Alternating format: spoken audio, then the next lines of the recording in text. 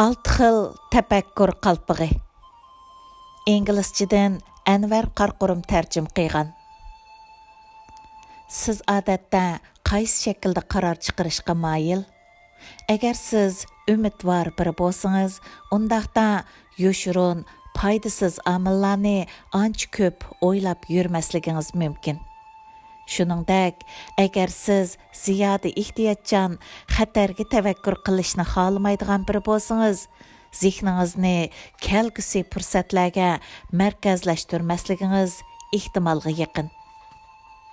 Odatda eng yaxshi qaror tafakkur usulingizni o'zgartishingiz va ularni o'xshamagan nuqtai nazarlardan kuzatishingiz orqali vujudga chiqadi.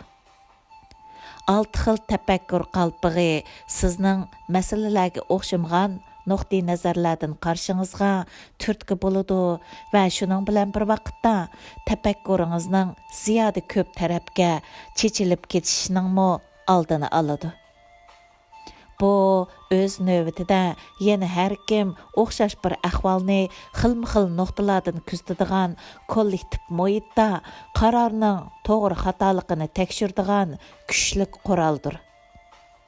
Алты xil tafakkur qalpig'i usulini Edward de Bono ijod qilgan va 1985-yildagi shu nomli asarda e'lon qilgan. Mazkur usul sizni odatlangan tafakkur usulingizdan hal qilgan holda harakat qilishga, shundaqli ishlarga bir qancha xil farqli nuqtadan qarashga qistab, sizni o'zingizning ahvoli haqida texmi umumyuzlik tushunchaga ega qiladi. Odatda siz aqliy va aktiv nuqtai nazar orqali utuqliq hal qilish chorasiga yoki natijaga erisha olasiz. Lekin masalaga boshqa nuqtalardan qarab baqsangizmi bo'ladi. Masalan, siz masalaga hissiy, ijodiy yoki xavf-xatarni tizginlash nuqtai nazaridan qarasangiz bo'ladi. Bu xil nuqtai nazarlar haqida o'ylashmaslik natijasida siz kishilarning planingizga bo'lgan qarshiligini tuvan mo'lcharlab olishingiz, ijodiy halqishni qo'lga keltira olmasligingiz yoki zarur o'rinbosar planlarni tuzishga sal qarshingiz mumkin. Mazkur maqolada biz 6 xil tafakkur qalpig'i usulidan qanday foydalanish haqida izlanamiz va bu haqda misollarni beramiz. 6 xil tafakkur qalpig'i modelidan qanday foydalanamiz? Siz 6 xil tafakkur qalpig'ini yig'inlarda yoki o'zingiz yolg'iz qaror chiqarganda ishlatsangiz bo'ladi. Yig'inlarda mazkur usul tafakkur uslubi o'xshamaydigan kishilar bir masalani muzokara qilganda, ularning orasida har qanday surkilish yuz berishining oldini oladi. Chunki bu xil usulda barliq nuqtai nazarlar o'xshashli kuchga egadir. Har bir tafakkur qalpig'i bir xil farqli tafakkur uslubidir. Buning tafsiloti tuvandikicha. Oq qalpoq. Siz bu xil tafakkur qalpig'i orqali diqqatingizni erishkili bo'ladigan uchurlarga markazlashtirib, o'zingizda bor uchurlarni ko'zdan kechirib, o'tmishdagi yuzlanishlarni tahlil qilasiz va ulardan nimalarni o'rganganligingizga qaraysiz. Bilim qurilmangizdagi yo'chiqni izlaysiz va bu yo'chiqni to'ldirishga tirishsiz. Qizil qalpoq. Qizil qalpoqni kiyganda masalalarga hissiy muomala qiling va boshqalarningmi qanday hissiy inkos qaytirishi mumkinligini o'ylang. Sizning tafakkur jarayoningizdan to'liq xabardor bo'lmagan kishilarning inkosini tushunishga tirishing. Qora qalpoq. Qora qalpoqni kiyganingizda masalalarning kelgusi passiv oqibatlari haqida to'limi ehtiyotchanlik bilan puxta o'ylaning. Planingizning nemishqa qarg'a kelmaydiganligini tepishga tirishing. Bu planingizdagi ojiz nuqtalarni gavdalantirib berdiganligi uchun muhimdir. Bu sizni planingizdagi kamtuklarni tugutish, o'zgartish yoki ularga taqobil turish uchun o'rin bosar plan tuzish imkoniyatiga ega qiladi. Qaraqalpaq təpəkkürü planınızның texmi puxta və maslashchan bo'lishiga turtki bo'ladi. Shundaqla u yana siz harakatga o'tishdan ilgari ajallik, yetarsizlik va xavf-xatarni bayqashingizga yordam qiladi. Bu mazkur modelning haqiqiy foydali taraflaridan biridir. Chunki muvaffaqiyat qozongan nurg'un kishilar ishlarni ijobiy o'ylayverib, masalani oldin bayqay olmas bo'lib qoladi-da, qiyinchiliklarga tayyorliksiz qoladi. Seriq qalpoq. Mazkur qalpoq sizning masalaga ijobiy qarshingizga yordam qiladi. Bu sizning chiqarmoqchi bo'lgan qaroringizdagi barliq foydalarni va uning qimmatini bayqashingizga yordam qiladigan umidvor nuqtai nazardir. Seriq qalpoq tafakkuri hamma ish umidsiz va mushkuldek ko'ringan ahvollarda bo'shishib qolmasligingizga turtki bo'ladi. Yeşil qalpoq. Bu ijodchanlikqa vakillik qiladi. Siz bu orqali masalalarni ijodiy shaklda hal qilasiz. Bu xuddi burkutning ko'kdagi parvozidek erkin tafakkur shakli bo'lib, bu jarayondagi o'y-xiyollaringizni tanqidlamaysiz. Ko'k qalpoq.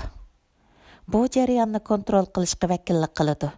Bu yig'in yoki muhokama, muzokaralarga riyosatchilik qiladigan kishilar kiydigan qalpoqdir.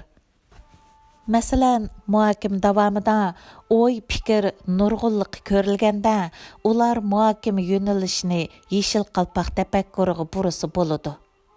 O'rinbosar planga ehtiyoj tug'ilganda, kishilarni qora qalpoq tafakkuriga yetaklasa bo'ladi. 6 xil qalpoq tafakkuriga bir o'rnak. Ma'lum bir uy mulk shirkatining direktori yangidan xizmat binosi selish, salmaslikni o'ylashyotidi. Iqtisodiy vaziyat yaxshi. Shundaqla ular turishliq shahardagi xizmat binosi selishga bo'ladigan yerlar bas-basda setivilniyotidi. Shuning bilan ular qaror chiqarish jarayonining bir qismi sifatida 6 xil qalpoq tafakkuri usulini ishga soldi. Ular oq qalpoqni kiyib, o'zlarida bor uchurlarni tahlil qilishib, shahardagi xizmat binosi selishga muvofiq keladigan yerlarning barg'ansir ozayotganligini bayqadi. Shundaqla ular yangi xizmat binosi bitgan chaqda shahardagi xizmat binosiga ishlatkili bo'ladigan bo'shliqning favqulodda qisilishib ketadiganligini hisoblab chiqdi. Ular yana iqtisodiy yuzlanishning yaxshiligini ko'rib, navbatdagi iqtisodiy eshishning davomlashadiganligini mo'ljarladi. Qizil qalpoqni kiyib tafakkur qilganda, direktorlardan ba'zilari selinmoqchi bo'lgan binoning sat va xunuk ko'rinadiganligini o'tirib qo'yib, xaridorlarning buni odamni bearam qiladigan yoki tushkunlashtiradigan bino ekan deb qilishidan ansirashdi. Ular qora qalpoq bilan tafakkur qilganda, o'zlarining iqtisodiy yuzlanish haqidagi mo'lchirning xato bo'lib qolish mumkinchiligi haqida o'ylandi.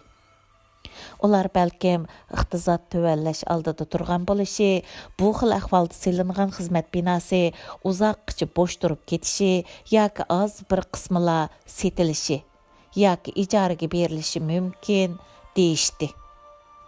Agar selingan binoning jalb qilish kuchi yetarli bo'lmagan taqdirda, shirkatlarning sharoiti texmo yaxshi boshqa xizmat muhitini tanlashi aniq edi. Ondan ular aktiv seriq qalpoqni kiydi. Direktorlar shu narsa ayon bo'ldiki, agar iqtisod muqim holatini saqlasa, ularning farzi to'g'ri bo'lsa, shirkat ravrs kirim qila oladi. Agar tali o'ngdan kelsa, ular iqtisod chekinishdan ilgari binoni setib talishi yoki har qanday iqtisodiy chekinishdan o'tib ketaligidek uzoq muddatlik to'xtamlar bilan shirkatlarga ijaraga bera olishi mumkin. Ondan ular yeshil qalpoqni kiyib, seling'usi binoni texmi ko'rkam ko'rsatish uchun uni qaytadan loyihalash kerakmi yo'q degan masalani muzokara qilishdi. Balkim ular kishilar yoki yaxshi yomon har qandaq iqtisodiy sharoitda ijaraga elishni xohlaydigan ishxonlarni butkuzalishi mumkin. Yoki ular tezdan bu turga mablag' selib, kelar qitimliq iqtisodiy chekinish ko'rilganda arzon bahoda uy mulk setib olsimi bo'ladi. Yığın riyasətçisi kök qalpaqni kiyib, müzakirənin davamlaşışığa və yeni oy fikirlərinin üzülüb qalmaslıqıga kapalatlık qıldı və başqa direktorlarni oxşamağan nöqtada turub özara fikir almashtırışqa rəğbətləndirdi. Direktorlar öz layihələrini nurg'un nuqtadan tahlil qilgandan keyin ko'rilgisi oqibatlar haqida texmi tafsiliy mo'ljallarga erishib, shu asosda texmi to'g'ri muvofiq qaror chiqarish imkoniyatiga ega bo'ldi. Maqola tamom. Manba Uyg'urlar Tor jurnalining 8 sonidan ilindi.